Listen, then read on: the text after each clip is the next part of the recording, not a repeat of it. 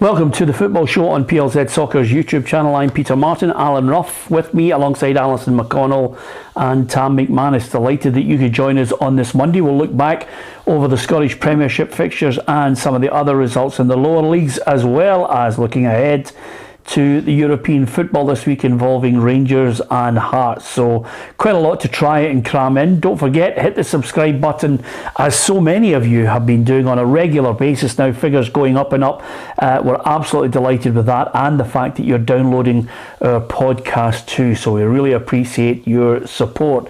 And with that in mind, we'll also look at the predictor, have a little eye towards the English Premier League as well. So first of all, I might as well throw in a wee question, because there's quite a few goals scored this weekend, quite unusually by a few number 9s, and that's our question that we'll give you right now, and we'll give you the answer at the end. But I wonder if you know the answer. How many number 9s scored in this weekend's Scottish Premiership? How many number 9s scored in this weekend's Scottish Premiership fixtures? Have a wee guess, stick it on the feed, and we'll read a few of the names out with regards to that.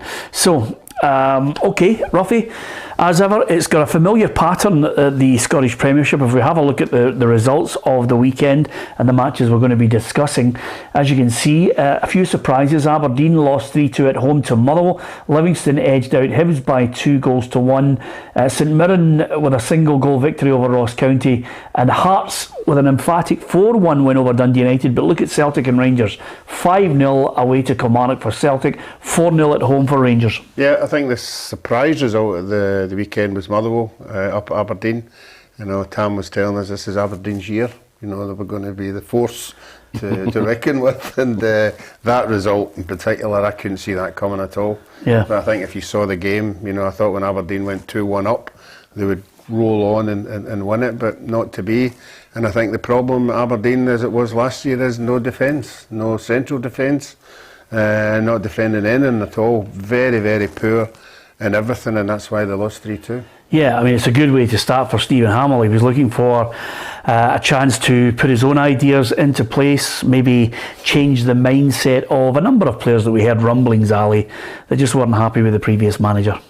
Yeah, I think so. I think he'll be delighted. It's a notoriously difficult place to go up to Pittodrie, especially when Aberdeen are playing well, and the converse was true for Motherwell. It'd been a very difficult start to the season. I think I wouldn't have envisaged them going there and getting a win. I think I thought Aberdeen would be fairly comfortable. I thought they would prevail.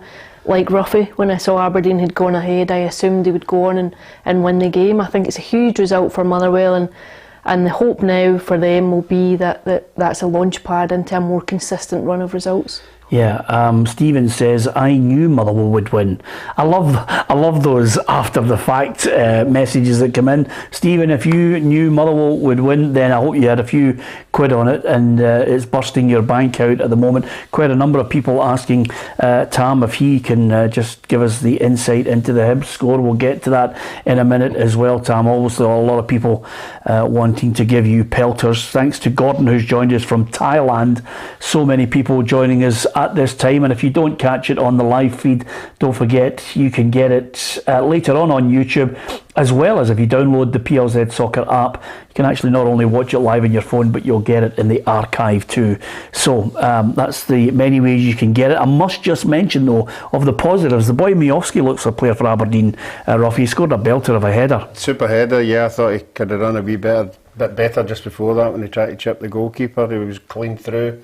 But no, it was a wonderful header, good delivery into the box, and yeah, he looks as if he'll scored goals. Yeah, good number 9. Yeah, I'm just that's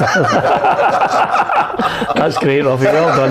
That probably was the number 9. He is a number 9, so that's one you can tick off in the answer to the quiz.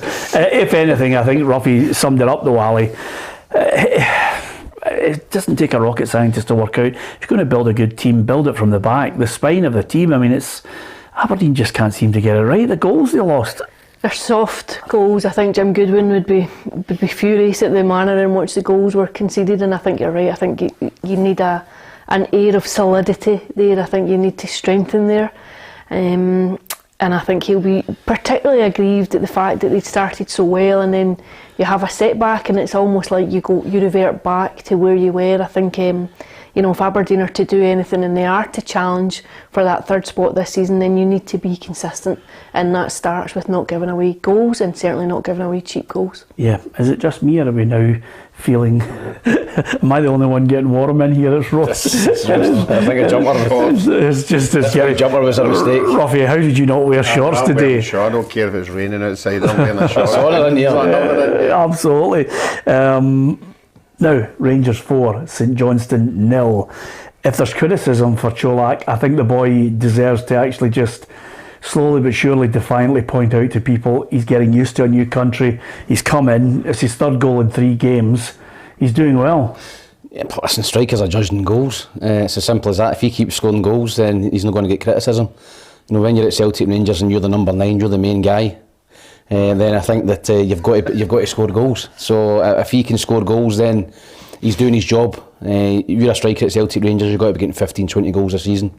And he's in the team just now. Obviously Morelos is just coming back from an operation, so if he keeps scoring goals, you know, he's going to keep Morelos out the team. So we just have to wait and see. But I don't think his all-round game's particularly great, but he's doing the most important thing and the hardest thing in football, and that's to score goals. Yeah, I just wonder, I don't think sometimes I think we can be guilty sometimes on the programme, Ali, of a little bit of a knee-jerk reaction, whether it be in a collective of a team performance or an individual. But I think some people who've jumped on the bandwagon of Colak have been way, way too early on it. Yeah, I think there is always a rush to judgment, particularly where Celtic and Rangers are concerned. I think, you know, the minute you go in, it's about making it a fairly compelling case for your arrival immediately. I don't think there's much grace in terms of looking for a bit of time. I think it was a fairly slow start, but I think he'll be quietly encouraged. I think if you take 3 goals from your opening 3 games at the start of the campaign, I think he'll feel as though he's there on merit, he's in the team on merit. I thought it was interesting that Alfredo Morelos didn't start on Saturday. I thought prior to the game I had assumed that he would maybe play for an hour. I thought he'll maybe get you know, some game time into his legs ahead of tomorrow night's game. I thought there was something quite pointed when Giovani Van Bronkhorst said before the game that, you know, he didn't think he was fit enough to be able to put him in to start. I just wondered about his conditioning, and I think you know, I think what you'd have to say is Colak's taking his chance. He'll be delighted with the 3 goals that he's got. Yeah, it's going to be a kind of one of them plays on the Saturday, goes back to the top of the table, and then the other one on the Sunday. I get the feeling it's just going to be tit for tat. It looks as if it's going to be tight. Yeah, it definitely is. You know, the two of them are most importantly scoring goals, and not one particular person scoring goals. Everybody in the team's getting goals. You know, they're just spreading it around left, right and centre, and a lot of the goals are very, very good goals. You know, they're well worked goals. So yeah, I think we'll just have to wait to see if these other teams can get their act together. Yeah, it always helps, I think, if players have gone that the fans loved, and then you get players coming in, Tillman, Lawrence, the fans have taken to them right away because they seem to have hit the ground running. Yeah, particularly Tillman, you know, another great leap, great header at the back post, you know, brilliant ball in again from the skipper. But yeah, they're scoring goals as well. I think Lawrence, is a quality player. I think he's the player that Rangers have been missing. You know, a guy that's going to get you 15 goals from midfield. You know, Arfield probably was that guy a couple of seasons ago. I think he's obviously getting on a little bit now, but Lawrence has got quality, took his goal well, was at the heart of everything that Rangers done. So I think Tillman, you know, he's going to be important. Lawrence, they've got to chip in, because as we've seen with Celtic, their wide men are chipping in with goals, and I think it's going to be very, very tight. It could come down to the Old Firm games, because I think that Celtic Rangers are miles ahead. I don't think the gap's ever really been bigger.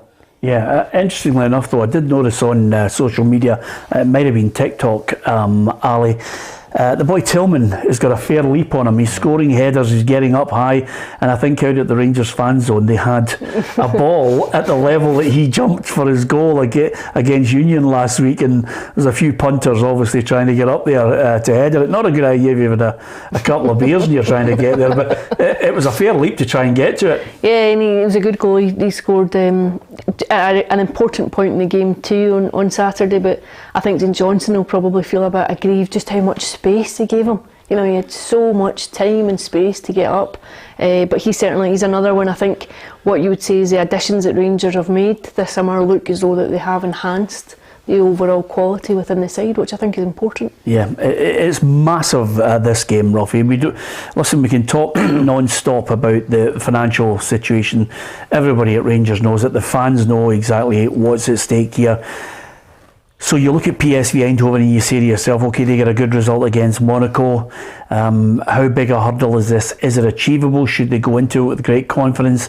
Is there any added bonus for PSV that they are at home in the return leg? Yeah, I think they are. This is the first time Rangers will have to, try and get their head around this situation. They've always went away from home and they've always did okay, bringing the team back to Ibrox and the 50,000, and they've been able to prevail and win the game. So now they've got to win at home. They've got to take something to somewhere, and whether they have to defend it, which they haven't done in a lot of the games because most of them have been at home. They've been going forward. It'll be interesting to see how they set about that. Yeah, Craig says PSV will be a tough task even in the home game. Rangers prone to shaky moments. St Johnstone could have had a couple of goals had they a striker. They might have got a goal in that match. I think one of them, Theo Blair missed a sitter. But you're going to get chances in games. But listen, Rangers are well aware of that. They're up against a PSV side that obviously, if you don't know too much about them, we thought we'd put a little fact file to give you an insight into the Dutch Giants. Rangers will face PSV in a bid to claim their place in the Champions League group stages. The first leg will take place at Ibrox tomorrow night. PSV play in the Philipsstadion and were founded in 1913. They are currently managed by a man who was once considered to be one of the best strikers in the world, Ruud van Nistelrooy. The Dutch Giants have won 24 league titles, the European Cup in 1988, the UEFA Cup in 1977, and finished second in the Eredivisie last season. PSV manager Ruud van Nistelrooy is no stranger to Ibrox, having played there in 1999, where the Dutch Giants suffered a 4-1 thrashing by an Ibrox side that contained no other than the current Gers boss, Giovani Van Bronkhorst. Since 1978, the two have met one another 6 times, with Rangers winning 3, drawing 2 and falling to just 1 defeat. Fast forward to more recent times, it's the Eindhoven side who have the current bragging rights. They beat Rangers 1-0 over both legs in the 2011-2012 Europa League. A man that Rangers will have to watch out for is Joey Veerman.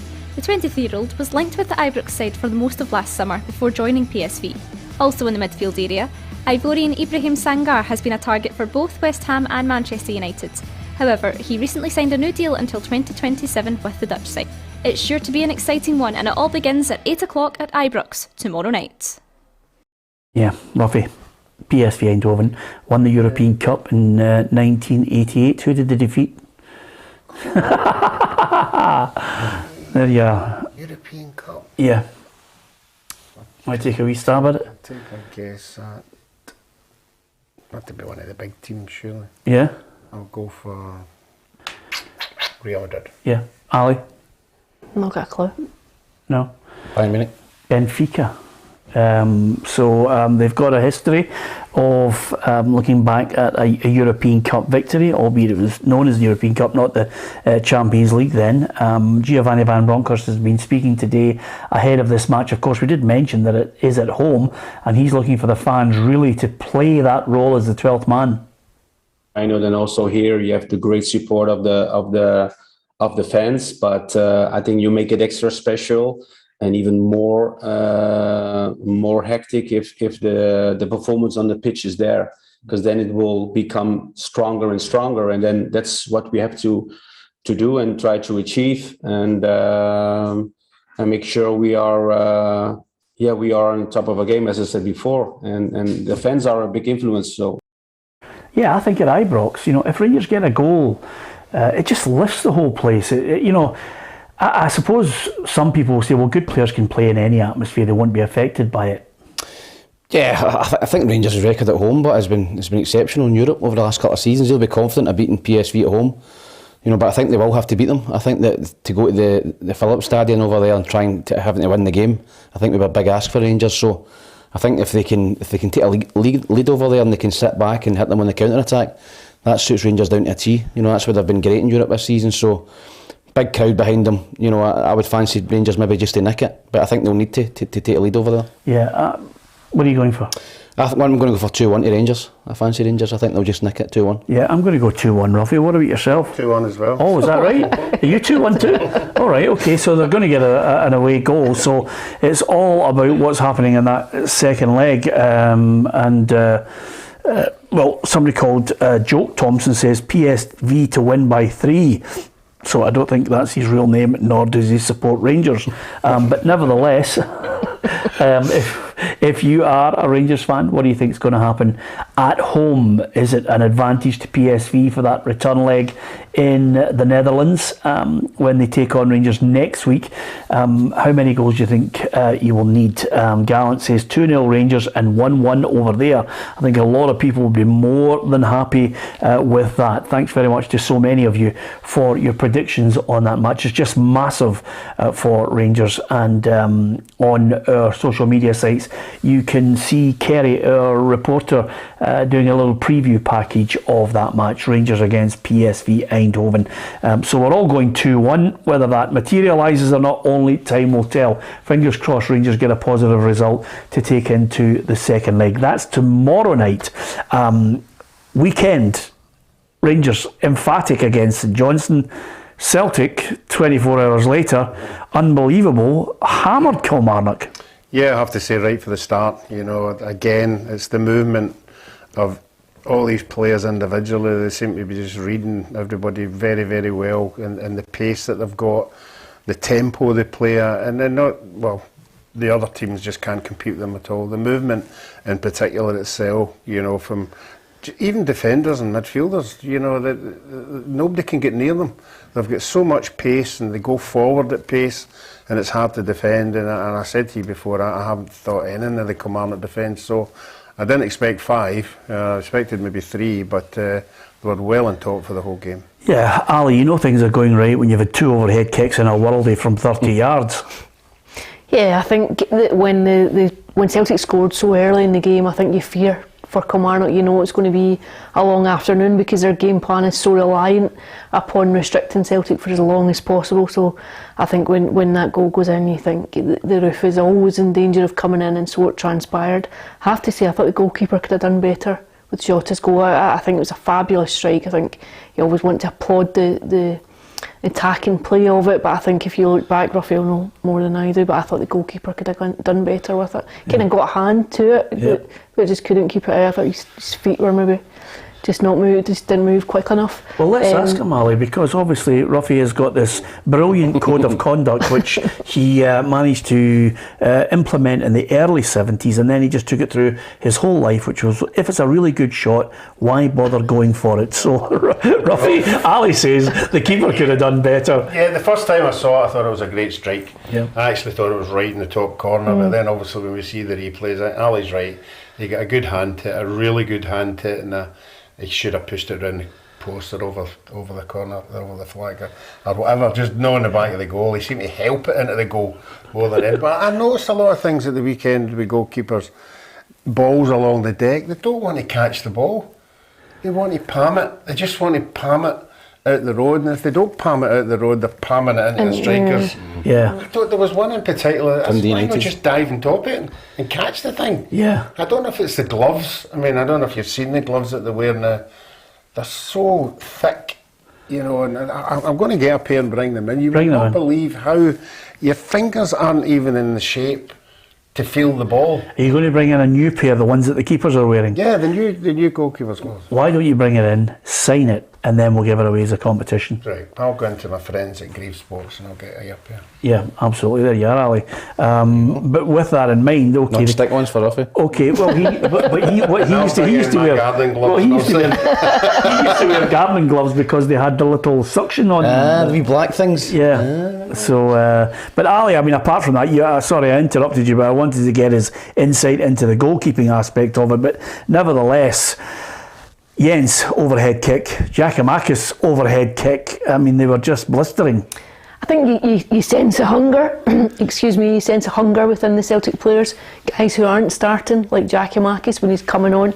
He was itching for a goal. You could tell he was desperate to come on and mark his appearance with a goal. I think he'll fancy himself to better or at least level with what he'd done last season. If you think he never really played consistently until the end of January, I think he'll fancy that he can surpass his tally. I think both him and Kyogo will score in excess of 20 odd goals this season.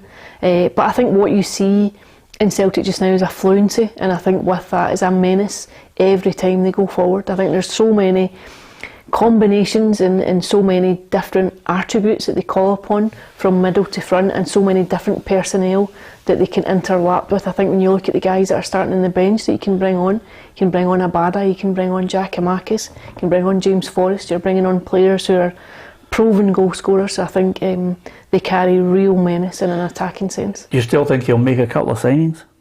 It's quite clear he wants to. I think he said a couple of times over between pre and post match that he's looking for at least one more in. Yeah. Okay, give us your thoughts on Celtic and the way they are playing at the moment. Of course, 5-0 was an emphatic win, and I think Ange Postecoglour, watching on, was quite happy that the fans were going home happy after seeing all 5 goals. Don't want to miss opportunities to give our fans some special moments, and you know, today was one of those days. I think, you know, some of our goals would have really, you know, pleased our fans, and for us, you know, it's a really important sort of message in terms of, you know, us sticking to our football. Yeah, absolutely. He was absolutely delighted. As far as Derek McInnes is concerned, it was just one of those ones where you just have to lick your wins and get on with it. It's a free hit sometimes. The championship winners coming up there to play against the title winners, and the gap was there for all to see, although I don't think Derek McInnes was too happy at the way they defended some of the goals. No, there was no real goal was defined by the difference in quality. It was more our responsibility and our lack of willing and resolve to deal with that situation. So that's what I'm more concerned. Celtic will can do that to teams. They can win 5-0, but if they win 5-0, they normally produce more quality in it. Yeah, okay. So that's how Derek McInnes will view it. There's battles elsewhere for Kelly. Ruffy reckons they're going to struggle at the bottom end. What about you? Yeah, I think they will. I think they've had quite a tough start right enough, but I don't see them scoring a lot of goals. That's the only thing. I think they need to bring a striker in. You know, Kyle Lafferty, you know, I think scored a lot of goals in the Championship. Has he got 10 in them in the Premiership? I'm not so sure. Ollie Shaw was at Hibs. Again, is he going to get you 10, 15? I'm not so sure. So I think they've got to bring in 2 or 3 quality players. I don't think that squad's strong enough, and I think they'll be in relegation bother. I fancy them to be mid-table, but from what I've seen the first 3 games, I think they could be in the relegation battle if they don't strengthen. Yeah, I know that, you know, Ruffy last year was predicting Ross County, the year before, and the year before that, and the year before that. But Jan the Staggy is really worried because you've tipped Ross County. You put the kiss of death on them. There's about 3 or 4 clubs though, Ruffy, that we're looking at. It's early days. Things can change dramatically. You know, as you get a little bit of a run, you get used to the way the manager wants to play. You start playing teams around about, you know, where you should be picking up points. Well, Ross County had a couple of hard games early on, and I thought the weekend with St Mirren struggling a wee bit, that'd be a test of where they are, and I thought they'd have won that game, but they didn't win it, and I think that's a wee problem, you know, because St Mirren will be down there as well, and if I think they're going to be a top 6 team, they've got to start winning their games, you know. 0 points after 3 doesn't look good at any time, but when you're down there at the bottom, sometimes if you don't start winning games, you could be there for a wee while longer. Yeah, well, think how Man United feel. We'll get to them in a minute. John, I mean, the thing about it is, it's maybe the hot weather, Ali, and maybe some people just decide, you know, we're just going to give people pelters, and that's it in a nutshell. Johnny says Ruffy was good at standing like a statue, especially against Zico or Kubias. Johnny's a bit harsh on that, although not as harsh as Jim Cunningham, who said Ruffy was poor. I paraphrased that, to be honest with you, but Jim, you're being harsh, by the way. If you'd, let me know what 2 teams they played for. Exactly, Ruffy. To be fair, having watched you in your heyday, you were absolutely top drawer. You don't get 53 caps, being a numpty and going to 3 World Cups, let me tell you, but there are a couple of great things. You know, every keeper can highlight goals that they should never have lost down through the years. There are some brilliant goalkeepers. I even think of the great Oliver Kahn. Do you remember when he was absolutely top drawer and had a howler, and I think it was a Champions League final? That's right. No, I think it's an unforgiving position. I think you're so isolated that when you make a mistake, all eyes are on you, because there's nothing behind you, there's no safety net. If you're a defender, you've got a goalkeeper that can bail you out, or if you're an outfield player, you make a mistake or you miss a couple of chances as a striker. I think it's an unforgiving place to be. Goalkeeper that gets slaughtered for the Karius. Karius, yeah. They hate it the weekend. You got the Champions League final. That's a great point, Ali, to hear the weekend. But the funny thing is, and you need to look back in this, but I don't know if it was the game against Iran or indeed Peru or Brazil, but when Ruffy loses a goal, when he lost those crucial goals that we were hoping we would progress to the next round, Ali, he looked round and he'd go, he did this, you know that bit when Rocky gets knocked down for the 5th time and he does that. Ruffy would do that and then look to see who he could blame for the goal. I certainly never blamed anybody. It was my fault. You blamed Archie Gemmill for Johnny Rep. No, he just told me that was him 40 years later on. Reflected it. But no, it was one thing I never done was blame anybody else in front of me. No? It was my fault, it was my fault. Is that right? Yeah. What did the boys say to you after Adair chipped you? Nothing at all, because they all had a nightmare and all. When they start having a go at me that game, they'll look at themselves. It's a good point. Anyway, so Livingston 2, Hibs 1. Tam, there's lots of people saying give it to Tam tight on here. Hibs defending is woeful. Yeah, it was. First things first, when you go to Livingston, you've got to defend properly. You've got to defend set pieces, and you can't give away cheap goals. It's a good point. It's a good goal from the Livingston point of view. Big Nubly goes through, waltzes through the defence and slots it in. It's a good goal, but the defending from Hibs is comical. I think it's Paul Hanlon sells his cell too early, and he gets through and scores, and then you're up against it. 1-0 away from home. The second one? The second one, it's just a cross into the box, and Oberlai is about 7 feet. He's the biggest guy in the park, and there was nobody near him. So, again, poor marking, and I think Hibs are going to be like that this season. They're going to be up and down. There's going to be results that surprise you. They're coming up against Rangers on Saturday, which they could go and beat Rangers. Nobody would bat an eyelid, and then get beat a week later. So I think they're just going to be that type of team. They're going to be inconsistent. They've signed a lot of new players, got a new style, but that's a really poor result. And but Martin Boyle will be unleashed. He'll start on Saturday. It's time for him to start now, and I think his last game against Rangers, he scored a hat-trick and he gave Goldson nightmares. So I think Hibs would play. If I'm Lee Johnson, I'd be playing Martin Boyle and training through the middle this week and putting him up against Goldson again. Do you think he's settled back in now, just getting used to diving again? Yeah, it's not a penalty. He goes down easy in that situation, and I've seen Martindale and Lee Johnson having a bit of a set to at the side. And listen, if you're a manager and an opposition player does that, it would make you angry. So listen, that's something he's got to be aware of. He can't go down too easy. He was expecting a bit of contact and there was nothing there. So, I think he's got to take that out of his game a little bit. Yeah, I don't think the Livingston boss, David Martindale, was too happy with it. I think Martin's won a few penalties against us over the years. I think he's a clever player. I don't think he's a cheat. I think he goes down, he commits you to making contact with him. So when I got told it was a dive from behind us, I kind of think the whole bench erupted.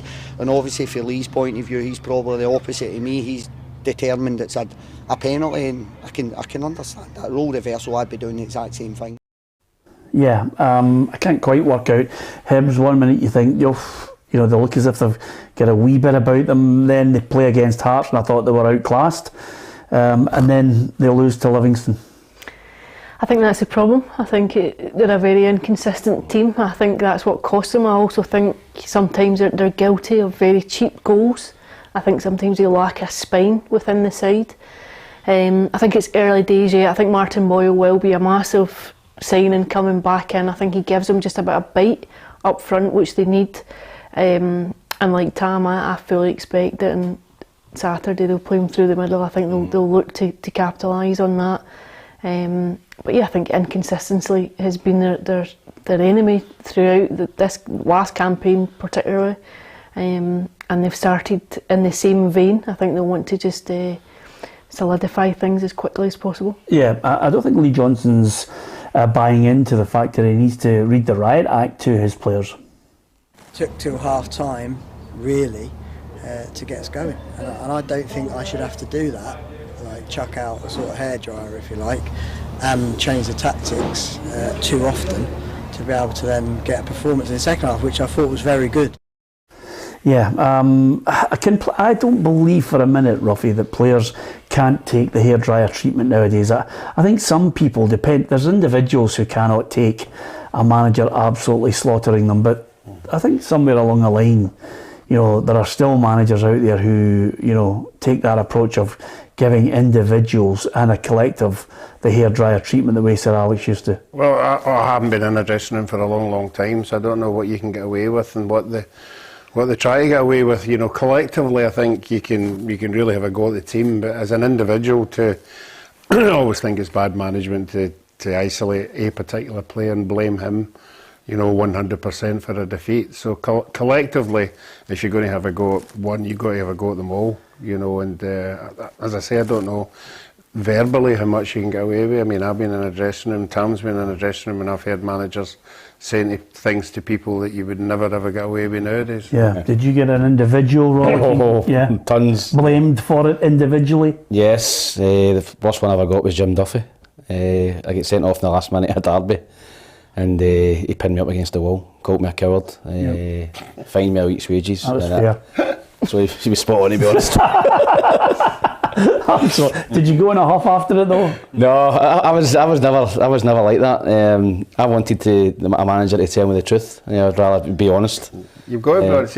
If you're honest, the manager's not got to come. You know where you stand with people. We bet he was waiting on me coming in, I'd come in, and if I knew it was my mistake, I'd come in, as soon as I go in the dressing room, I'd like to apologise to everybody. It was my fault. There you are. Take away the flag. Yeah, take the sting out of it. If you are a Dundee United fan at the moment, and you've been to the 2 games over the last week, you've watched your side ship 11 goals. I thought you were going to say something else there, but yeah, I think it's been a desperate week. I think if you're a Dundee United fan, I think Thursday night would have been painful. I think it'll be raw for some time yet. I think that's the kind of result that can echo for a while around a club and within the psyche of a team. I think very, very difficult to come out of that experience unscathed, and I think you saw that reflected in the manner of the performance on yesterday. Yeah, I mean... See if I hadn't only seen the highlights. Yeah. But if I didn't know the score, I thought when it was only 1-0, they were still in it. You know what I mean? They were still trying to play football. Of course, that's an obvious statement. Yeah, I know, but I mean, as the game went on, as the goals started to shed, you could see there was a spin-off for the 7 in the midweek, and there's a lack of confidence and a lack. But as soon as I saw Charlie Mulgrew in the centre of midfield, you're going, what's that all about? Yeah. You play people to their strength, no.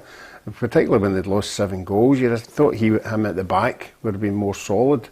But them again at the back, very lightweight at all. Yeah, I mean, obviously we had a crazy situation where we had to preview the Friday programme on the Thursday at Tam. I get pelters off people for not being here on the Friday, but nevertheless, Dundee United, I was watching the European game, thinking, God, this is agony. This is how bad at times Scottish football, we get it in the neck, but we get it in the neck justifiably sometimes, because sometimes I think we're guilty of elevating our game, and it's not really, it deserves some criticism, and Dundee United were an embarrassment. Yeah, they were. Listen, they took the plaudits for a great result at home, at Tannadice. I don't think anybody in here really fancied them to go through. I think Alkmaar, they got a wee bit upset. I think they poked the bear a little bit and we're beating them at Tannadice, and straight from the kick-off, they were right after Dundee United and 5-0 at half-time. And somebody said, did you think the tie was over? Which was interesting, but no, 7-0. It's a real embarrassment, and it's to go along with Motherwell as well, getting beat from Sligo. It's been a really, really poor, and nobody of any note has done anything. Hopefully Hearts can do something, but nobody of any note for a long time outside Celtic Rangers have actually done anything of note, and get through a tie in Scottish football. It can't just be Celtic Rangers all the time. It's got to be your Hearts, your Hibs, your Aberdeens, Dundee Uniteds who get through a round or two, and maybe get into the group stages. Hearts are lucky that they're guaranteed it, maybe get into Europa League, but it's just really poor, and it doesn't show our game in a good light. Well, I think we need a shot in the arm, and if anything, on the evidence of what Hearts produced, they've got a number of players that I think can step up to the plate. Whether they're good enough to do that against Zurich only time will tell this week. But I'm looking and saying, come on, Hearts, produce something, get into the Europa League, and that will give you £7 million. That's a huge boost, Ali, because that's the difference. Our league at the moment doesn't get a lot of money to allow clubs to strengthen other than Celtic and Rangers. It's a chicken and egg situation, isn't it? I think the more resources and finance you can bring in, the stronger the league gets, the better teams are. I think also exposure to European competition is a learning process. I think you saw that on Thursday night. I think you need to be playing in that arena repeatedly to maybe understand just how to manage a game like that when it's spiralling away from you, to try and come back into it. I think it's a very different game from a domestic game. In terms of Hearts, I think they do look like the third force within Scottish football. On the basis of the last season, they do look capable of going in it. Can they get past and go into the Europa League stages? You would hope so, because I think the spin-off then is huge for Scottish football. I think if you have 3 teams competing, you could potentially be looking at 2 Champions League teams and a Europa League team. I think it's enormous for the growth of the league in terms of attracting players. I think you saw what Rangers done last season in the Europa League. I think it enhances the reputation. I think it strengthens the hand of the league and of clubs to attract better players and to raise the bar a bit. And I think if you're doing that on a consistent level, it's to the benefit of everyone. Yep, absolutely. I'll read out a few messages. Jason Ladd, I can only presume is a Hibby. He said, come on to Zurich. So clearly he doesn't want them to do anything, but I think a number of people are hoping Hearts can do something. Stephen McNeil is just, he's decided to just give himself a wee lager and a chaser. He said Hearts looking good for second place behind Celtic this season. You can always see which way the heat is affecting people, Ruffy, when they send messages, and it's always good for a right noise up.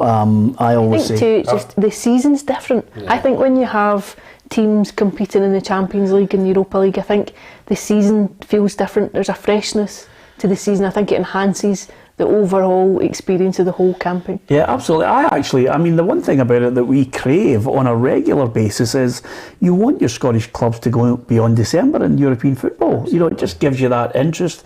It gives you that excitement of looking and seeing the top drawer clubs.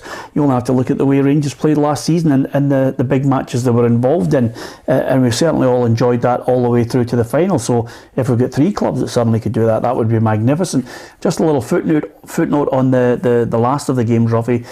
Got to pay tribute to St Mirren, because I think Stephen Robinson was under a wee bit of pressure, constantly people looking at his side, the way they're performing, and Richard Tate stepped up to the plate with an absolute beauty to win it. Yeah, it just broke to him, didn't it? And it just put him on the right step, and then they curled it. I think that was his first goal he'd scored, and it was a great strike. You're expecting your strikers to come up with the goods, but when one of your defenders comes out with a shot like that, it's fantastic. But yeah, they had a poor Premier, hadn't been winning many games. You could feel there was a wee bit of tension in that, but you always like to see a good guy getting a result, and getting the pressure taken off him a wee bit. Yeah, absolutely. Stephen Robinson saying it shouldn't be about individuals, it's about everybody playing for the badge.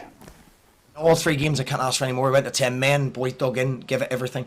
They've done exactly the same, and when you've got boys and players like that dig in and play for the badge and not worry too much about the name on the back, that's a phrase I always used in play for the badge in the front, to remember the name, and they do that in abundance.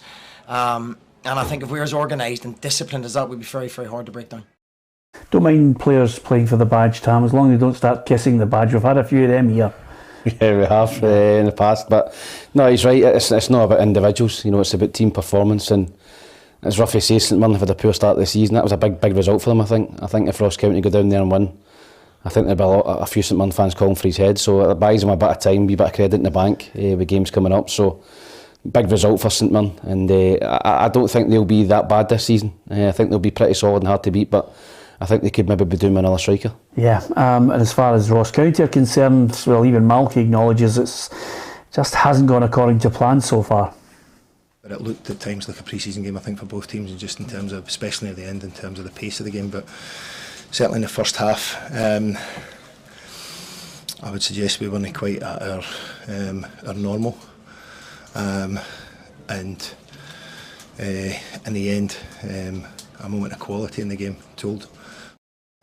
Yeah, Ruffy, you put the kiss of death on them. Yeah, County. Yeah, it's not the first time I've done that, but no, They need, I think, a couple of wins, you know, just give them a wee bit of confidence. The two very hard games, I thought Saturday they should have taken something out of the game, just something to take back to Dingwall. Are they under pressure now? They've got Kelly, Rangers and Aberdeen to come. No, I think they could take care of Kelly, not Rangers, obviously. No, I think they'll look to maybe take 4 points out of that, and that's a start. Well, there you are, Jan. Let's have a look at the table. Jan's a big Staggies fan, and she's just listening to Ruffy and sobbing into her tea as we speak, because they are at the bottom, Ross County. Early days, the way the whole thing's taking shape, but no surprises, Celtic and Rangers out there at the top. Obviously, Alison, you've written a column for us. Invincibles, is there one there? I think it looks as though I just don't see anyone just now that could take points off either. I think you could easily see both, if not either of them, going through the whole campaign without losing domestically. I think it'll be the games between one another, against one another, where they might drop points. I think that'll frame the league campaign, but on the form that they've started the season with, I think it's very hard to see any other teams living with them. Do you buy into that opinion? Yeah, 100%. I totally agree with that. You know, I fancied both at the start of the season to score 100 league goals.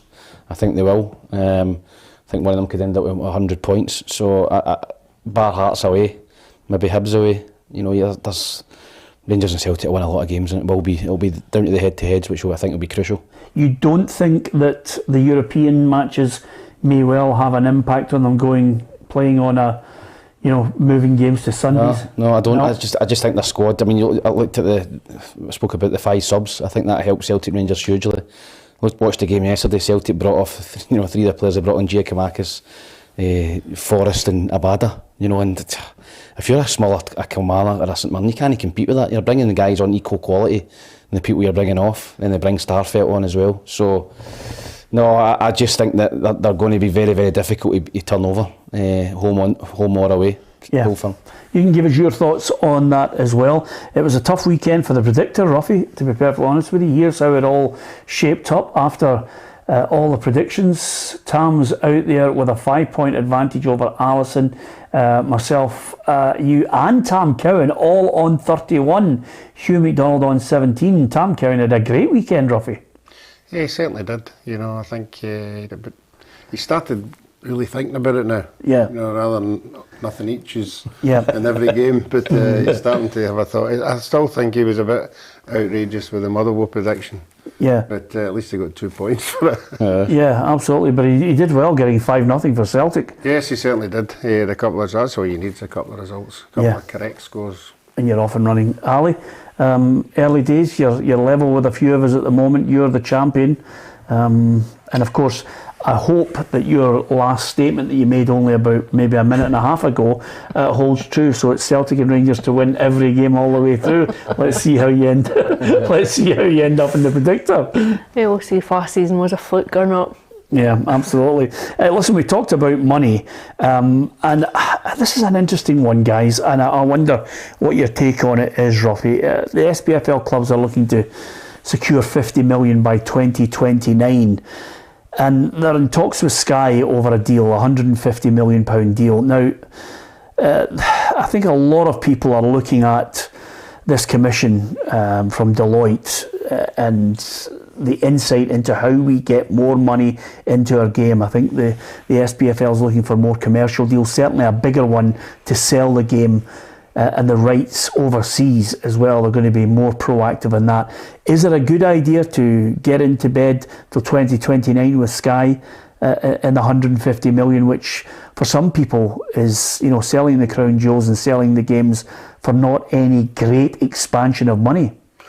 I would just like to think the people in the negotiations know what they're doing. It's not been the first time we'll sell ourselves very, very short.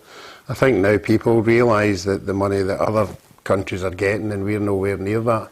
So I would like to think who's on that consortium of people who are negotiating are very, very stringent business people, and they know what they're asking for. So I think all the clubs have to be going in the right direction and hope we can get more and more money. The problem we've got is Sky have got the monopoly on it. Nobody else is bidding against them. That's exactly So it's just they've got the league, by the short and curlies, and that is. So have they learned the lesson though? I mean, if anything, I look at the mistakes of Setanta, and I look at the situation where they were so in with Sky, they could have at that point got an increased deal year on year and stayed loyal, and they made mistakes, and I think that's maybe clouding their view or forming the way ahead for them, because some people are looking and say, well, wait a minute, you're going to sign a deal and you're going to give them more games, so effectively they're paying less per game. Yeah, I see the criticism. I think the problem is though that there's no one else going in to challenge for it. There's no one else that's willing to say, here's what we'll pay, and the product is only worth what someone's willing to pay for it. Yeah. I think I absolutely see that criticism, but I think when you don't have someone like BT coming in and saying, here's our offer on the table, here's what we're willing to pay, I think it makes it very difficult. Yeah, it's even a streaming company, an Amazon or a Netflix or something like that, somebody maybe in the US, somebody just go up against Sky, and that would start a kind of bidding war, and you would bump their money up. But Sky are just they know that there's nobody else, so you'll just lowball the SPFL, I think. Yeah, I think the other aspect of it, as well as the mistakes that have gone before, Ruffy, I do think we sometimes, although they try and look at things in the cold light of day, and I know the way Neil Doncaster and the board look at these things and say, right, listen, let's look at it financially, what it's worth now, what we'd like to do to secure a long-term future. We may well be able to get bigger money from the commercial deals elsewhere. But I think they're also fighting with one arm tied behind their back, because there's a lot of, as you know, in this country, self-interest, a lot of backstabbing, and a lot of, I think, the image of the game sometimes gets tarnished, even although Scottish football fans are absolutely mad about this game. Certainly are, and I was going to congratulate Hearts just early on there, 18,000 at that game at the weekend, absolutely fantastic. And if you can get crowds, I'm not saying everybody's going to get the crowds, but if Hibs could get them, you're now selling a product. You're going to somebody and saying, look, we've got stadiums that are full. There was a stadium, I can't remember what team it was, and I don't want to make a mistake. There was a team at the weekend refused to get away fans tickets. I don't know if it was Kilmarnock or something.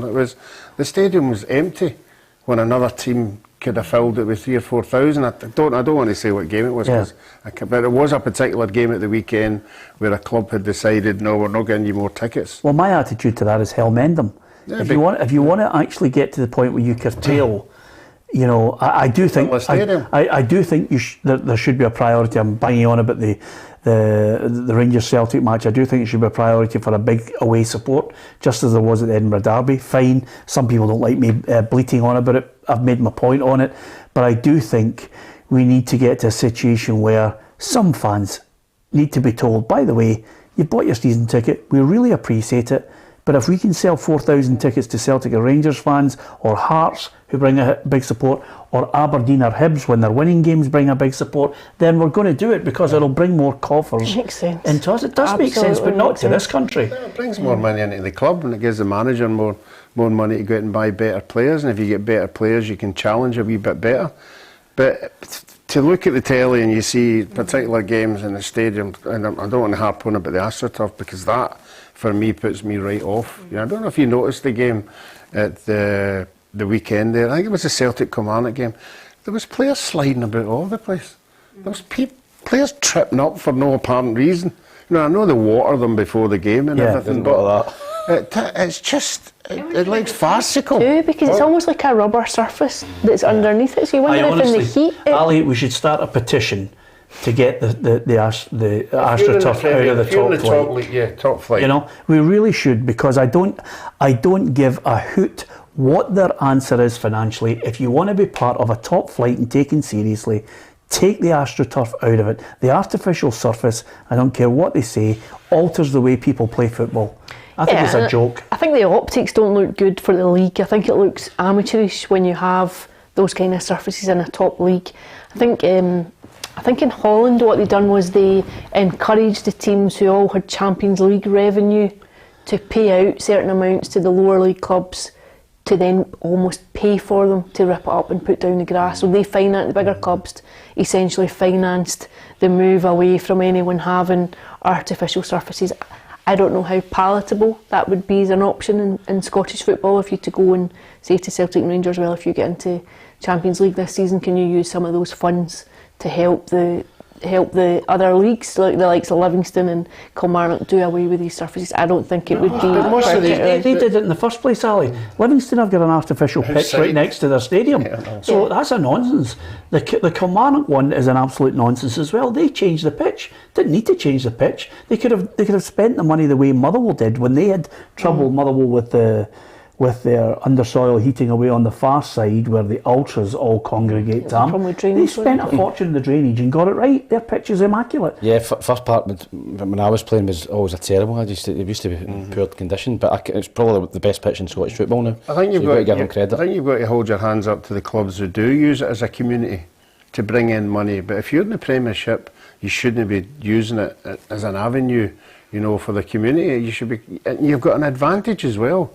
You've got a home advantage. The teams that are coming there who don't play in Astroturf, it's alien to them. I remember one of the first plastic pitches was Dunfermline, because I played in it for Hibs. They got 100,000. It was Ian Rush. It was his prototype. He came up and we played them. It was 0-0, and there was a pitch invasion. Boy came on and done a Klinsmann on the thing. Came up for a draw. There's a famous picture somewhere. Dunfermline fan had done that, but the pitch was terrible. Astro. It shouldn't be in top flight football. We're a laughing stock with that, among other things.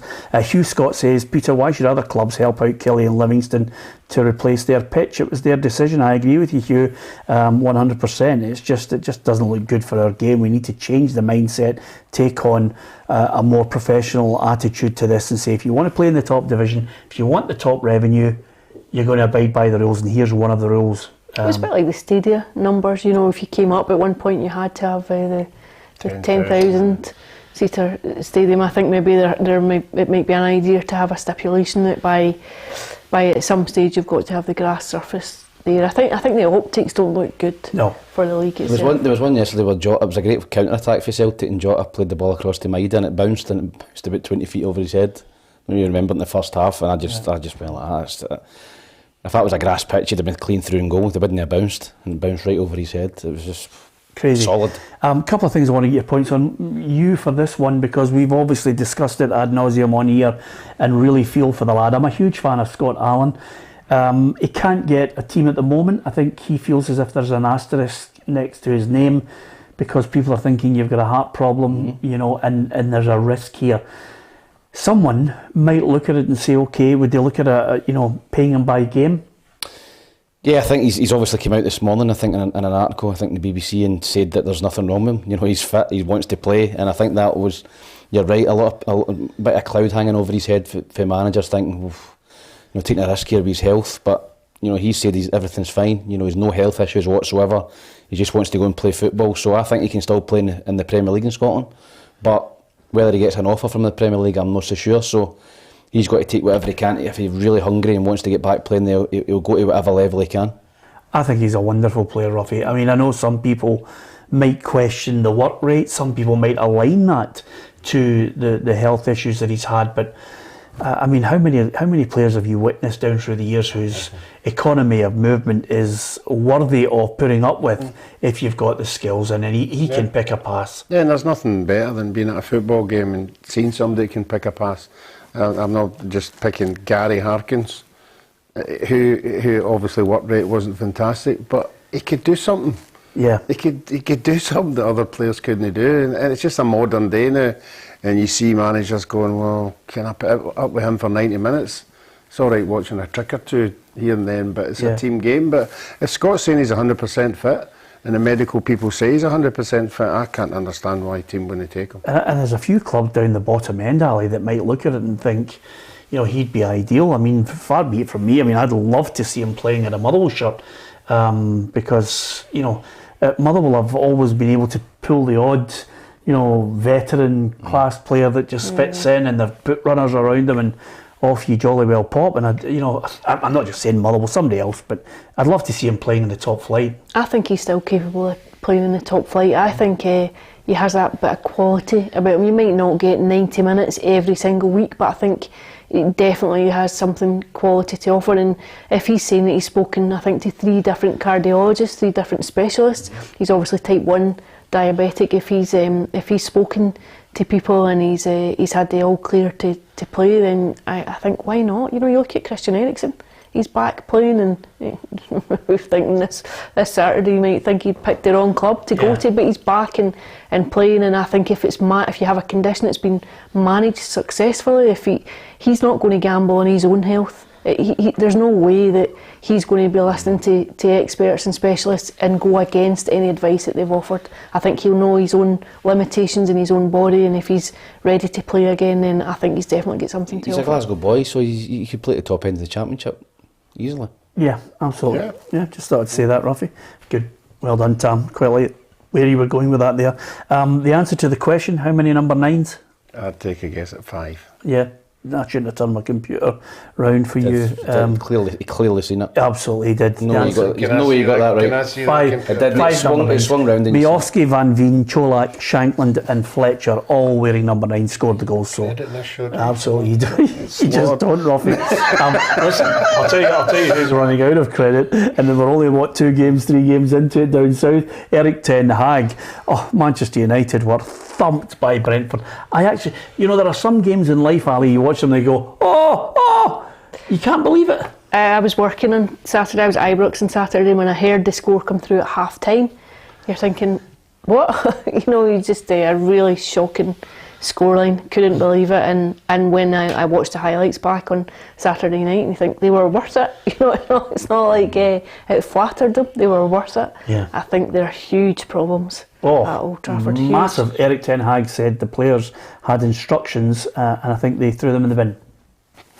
I think we all have seen the game, and I think Brentford was more hungry, 1, and 2, we concede goal, individual mistakes, and then you can have a good plan, but then put the plan in the bin. Yeah, not good when the players put the plan in the bin. I'll tell you, in our game I thoroughly enjoyed. I mean, this is the attraction of the English Premier League is there for all to see worldwide, Tam, and even the London derby, Chelsea against Tottenham, it had everything. It even had a bust up at the end, which was great.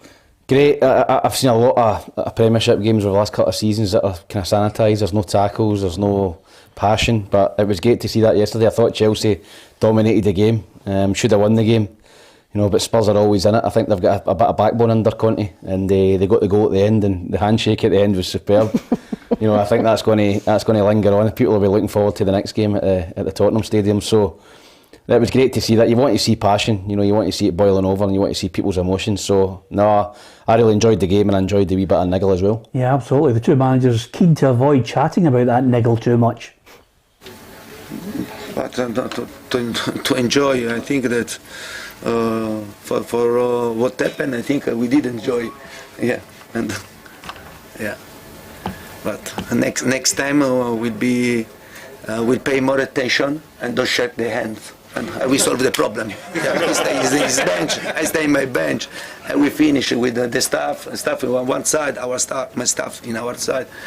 Get caught in the last minute, and we will hopefully have it in the season that we will steal some points in the last minute and be decisive. This can happen, and but it cannot happen when we have VAR on this kind of level. It cannot happen that goals are allowed that are simply irregular goals. This is the frustration, and this is unacceptable. Oof, I like a good noise up, Ruffy, between the two of them. It was even better. I thought it was a better result for Conte to go there and come away with a point. Yeah, I don't know, but as Tam said, if somebody's wanting to have a go at you, you've got to have a go back. You can't sort of stand aside. But as we all know, at the end of the game, tensions are high and things like that. It can be matter of winning and losing, and both of them obviously saw the game differently. But I think it's good. It's a good noise up. Yeah, absolutely. Usually you can tell these games, if you're in the press box, it's really great because you can start you hear people go like that. This is magnificent as it all kicks off. You're trying to catch as much of it as possible in an accurate manner. But it's certainly good to see it. And of course, listen, some great goals as well from some top drawer players. Ali, are you confident this week we're looking at 2 positive results for Scottish clubs? Yeah, I think so. I fancy Rangers, as I said earlier. I think they'll win. I think PSV will score. I think it might be 2-1, and you would hope that might give them something. But I think it'll be a very, very close tie over the two legs. And I think the fact that Rangers have got that game at Easter Road too next Saturday, just before they go over to Holland, I think it'll be very, very tough for them to come through. But I think on the back of what they achieved last season, that they'll be confident. Okay, listen, great to hear from the guys. Don't forget to hit the subscribe button. If you download the PLZ Soccer app, you can actually watch the programme live on the phone, your tablet, your PC as well. There's information on the website, breaking stories on the app, and thanks to the thousands of people who have been listening to our podcast and downloading that too. Lots of big things coming up, competitions coming up this week. We're going to give you a chance to win some prizes, and Ruffy's going to bring in a set of gloves as well, and he's going to sign them, which is absolutely magnificent. Thanks to Tam, Ruffy, Alison and myself, Peter Martin. We'll see you tomorrow.